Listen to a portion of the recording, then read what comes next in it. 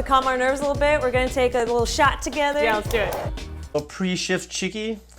Well, this is like a pretty authentic bartending experience they're getting right now.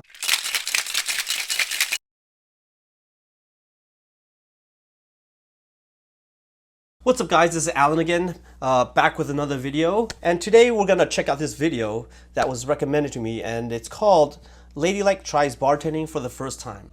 So this one was pretty interesting, it's 12 minutes. Let's go check this out. If you've ever had a night so good you couldn't remember it, it's probably thanks to your bartender. And while most bartenders are women, The world of expensive craft cocktails is still dominated by men.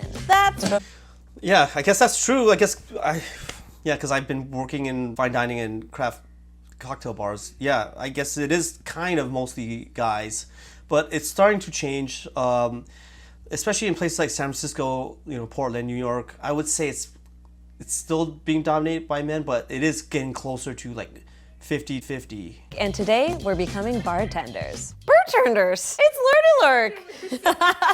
I was a bartender at medieval times for 6 months. It was a job. I have not bartended before. Wow, that looks fun. Like a Renaissance fair bartender.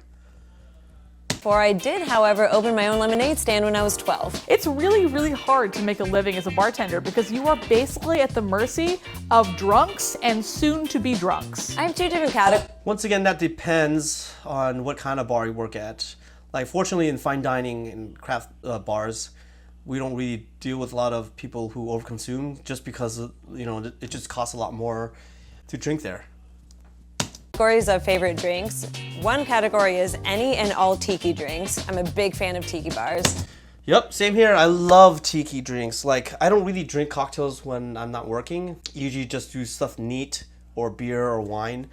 But when I go to a tiki bar, I'll order cocktails, like several of them. Like, there's something about them that just makes it so different. I tell people that tiki bars, tiki culture, it's kind of like the sushi of the culinary world. It's so different. It's its own thing.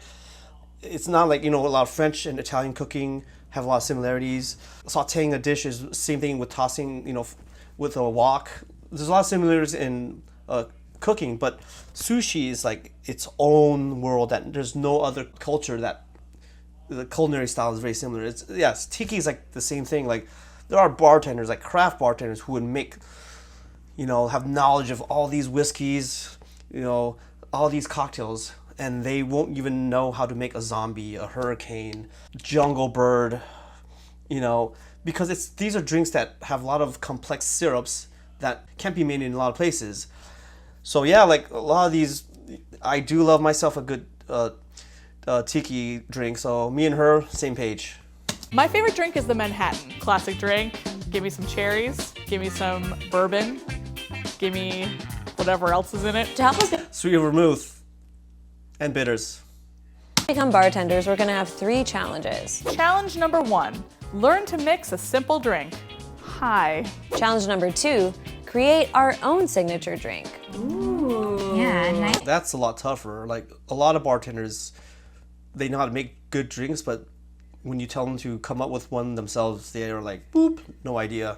Challenge number 3, make drinks for all our friends at our pop-up speakeasy. Our co-workers have very high standards, and so I'm hoping that Kristen and I can live up to it. We're gonna try really hard, and I think we can, at the very least, come close. I'm ready to go learn from our bartender, and I mean, the fact that they know what they drink, and they drink pretty good stuff, they know their classics, they know their tiki drinks, so I assume that these two have a good palate, and that's really important. all right, so we're here at Lock and Key with Linda, who's gonna teach us the art of bartending. Now that I'm back here, I'm overwhelmed. There's like a whole city back here. So much. So the first Yeah, especially like a craft bar, it's way different than dive bar. A lot of dive bars is basically just, your vodka, gin, tequila, rum, triple sec, and maybe like some popular shots like Jameson, Jack Daniels, called tequilas like Don Julio, Patron. But at a craft bar, it's mostly specialized for the drink menu. So the setup is going to be different. You're going to have weird syrups, bitters, cheater bottles. And the bar itself is also sometimes built differently as well. Like, you get, the left side is all the liqueurs or some batch. Like, everybody sets it up differently, and you got these multi-tiered bottle displays that some dive bars have, but it's very common in craft bars because some of these drinks have so many ingredients that you just, a simple well around the ice bin is not enough. First drink that we're gonna do is the last word. So we're gonna be using these tins. Oh wow, classic drink. And you're gonna have small and a larger. Oh. Yeah. See, this is how you know when it's a good craft bar, when you have metal on metal tins. Like a lot of places they'll use glass and glass for the small tumbler and then a metal tin for the larger tumbler. The reason why that is because a lot of dive bars and nightclubs don't really shake a lot. They're just built. So, 99.9% of craft cocktails or classic cocktails are going to be shaken or stirred. So the metal on metal is going to be lighter on your joints. You can make more make more drinks throughout the night and not get exhausted. If you make cocktails at home, I highly recommend, even though it's lower volume, metal on metal. It's just way light. You don't need a pint glass to shake. It doesn't really change the quality of the drink. So yeah, if you want to start making cocktails at home and you don't have a shaker kit, I highly recommend a 10 on 10. A small tin and a large tin. Let's start out with the gin. So we're gonna do 3/4 of this. Boop. Lime juice. Duck. Next will be that's the Luxardo. Okay. So this is a maraschino liqueur. Maraschino, like the cherry? Yes. Very last bottle is the So you probably have, those bright red cherries that you see that are called maraschino cherries. Those are not real maraschino cherries, all right? Those are bleached, brined, and soaked in syrup Bing cherries. Real maraschino cherries are made from marasca cherries, and that's where the name comes from. So the maraschino liqueur are made from the plant, the leaves, the twigs.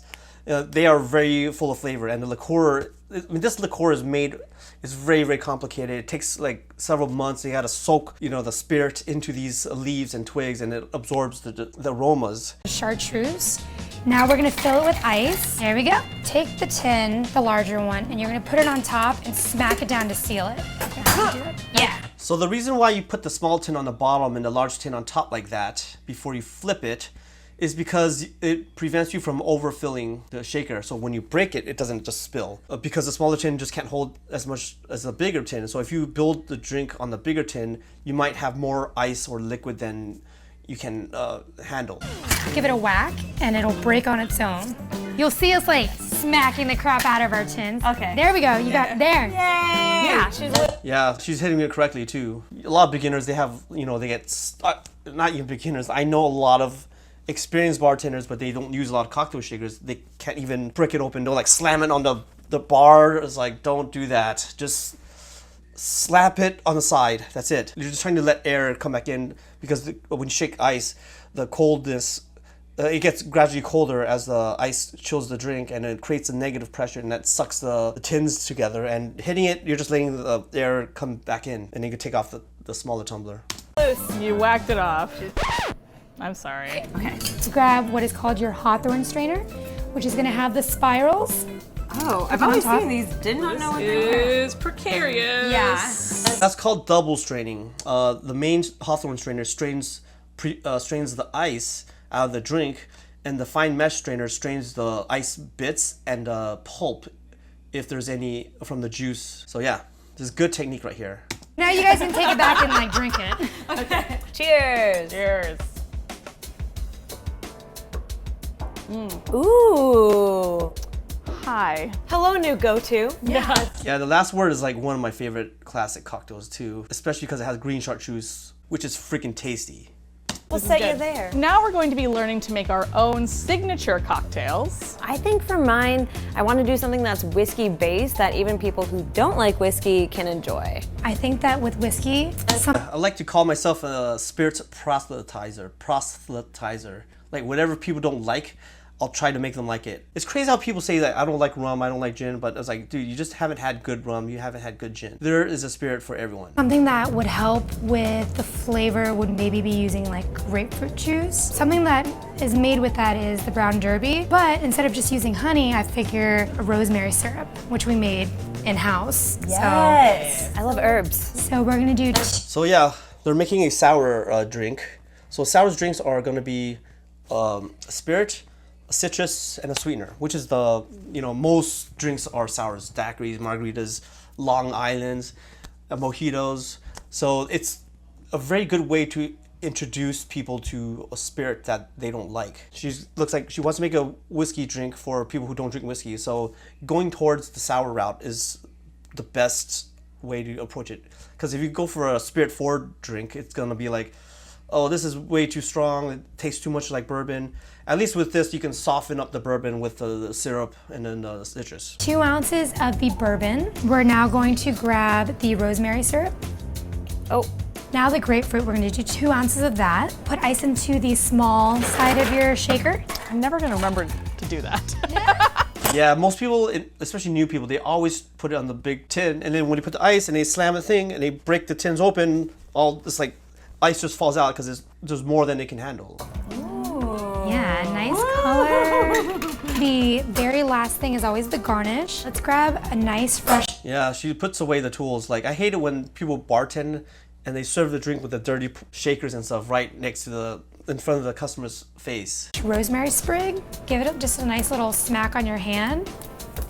You'll notice that it releases the smell a little more. so many tricks. Yeah, so let's see. Yeah, you can do that with mint as well when you garnish it. Just slap it to release some of the aromatics and pop it into the drink. If a non-whiskey drinker Yes. enjoys this whiskey cocktail. Okay. Cheers. Ooh. Oh, that's so good. Yeah, I can't even taste the whiskey. Yeah. Okay, great. Yeah. Everyone will enjoy this. I'm Yes. sure of it. Kristen. I wouldn't say you can't taste the whiskey, but it's just the flavors just work really well together. Like she said earlier, it's based off of a Derby cocktail, which is, delicious itself. So just a simple substitution is probably going to also taste pretty good. Then what are you going to do for your signature drink? Okay, it's getting a little warmer here, and I think I'd like something a little gin focused. Okay. So what can we get that's gin focused and refreshing? I would say let's do So when it comes to gin is botanically infused vodka essentially. So you really have to know what kind of gin in order to, before you even start coming up with a drink. Like, is it going to be like is it going to be an earthy gin, or is it going to be a floral gin? Is it going to be citrus? So I would probably choose a gin first and then see what flavors would complement that gin. a gimlet. How about we try basil? Sweet basil will give a nice, brightness to the cocktail to offset some of that citrus. So Yeah, I think let's that do sounds it. good. We're gonna start off with 2 ounces of gin. Your citrus is gonna be lime. Yeah, basil gimlet is pretty simple, but really freaking delicious. It'd be really great. Yeah, go ahead, slap it. Bring it up to your nose. Oh. So much brighter, right? Yes. Yeah. Rip it in half now. Toss it on into your small tin. Ice these down now.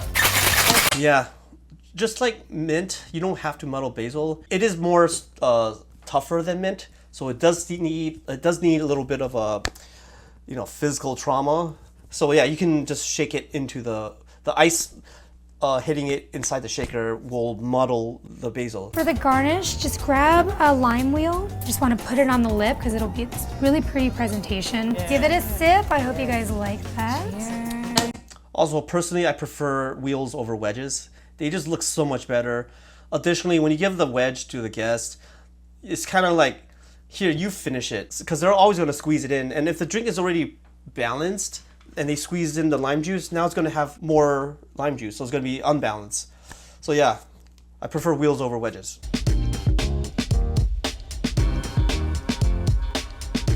Wow, they have to prep it too? So they're getting the real full bartending experience by doing their own prep. Naturally, speakeasies had fun passwords for people to get into. And so our password. Dude, I freaking love these like there's this bar in San Francisco where it has a bar, but in order to access certain rooms, you need certain passwords. This is great because, especially for private events and you don't want strangers coming in, so even though it's fun to have passwords, it also has a practical use. So you can rent out a private room and make up a password. There's even like this arcade bar that you need a special coin to get into their speakeasy, and it's like a Tron themed bar. It's pretty sick.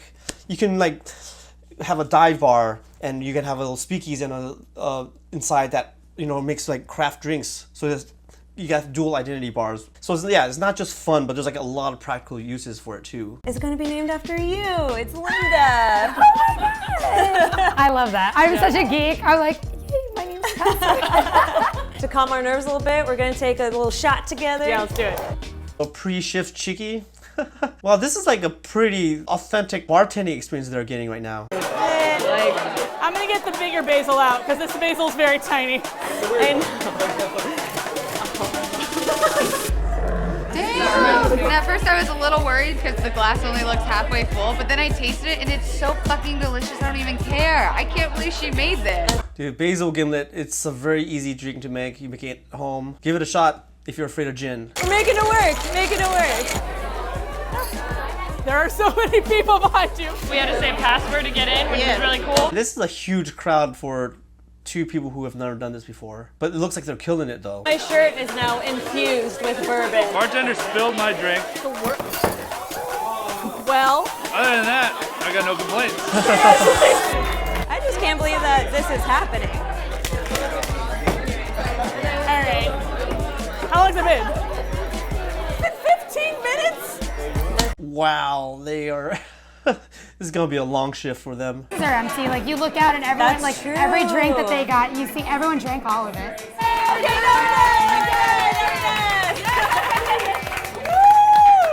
My hands hurt. Wow, that looks so fun. Like this is how I know I react to so many bar rescue videos. Like I'm like, it's so weird to react to such a well-run event. And look, these 2 women, they've never bartended before. Like, as long as you're having a good time, the guests are gonna have a good time as well. It's fun. An hour feels like a long time. Yeah. I'm sticky, I'm sweaty, and I smell like every alcohol that was here. Yeah, sometimes when you get slammed, these shifts feel so long, but you're just having such a good time sometimes. It's usually, when I bartend, the first 2 hours feel really long, and after that, once you get the momentum, the next 5 hours are just like, this just flies. Bartending. Lady tested. Lady abused. Wow, that was a fun video. Like, I can't believe I've never seen this before. But yeah, they did a good job on like showing the craft cocktail scene and how to prep. I mean, that was a good video. I'm very glad that I stumbled upon that. And yeah, once again, if you see a video that you want me to react to or comment on, put it on the comments below.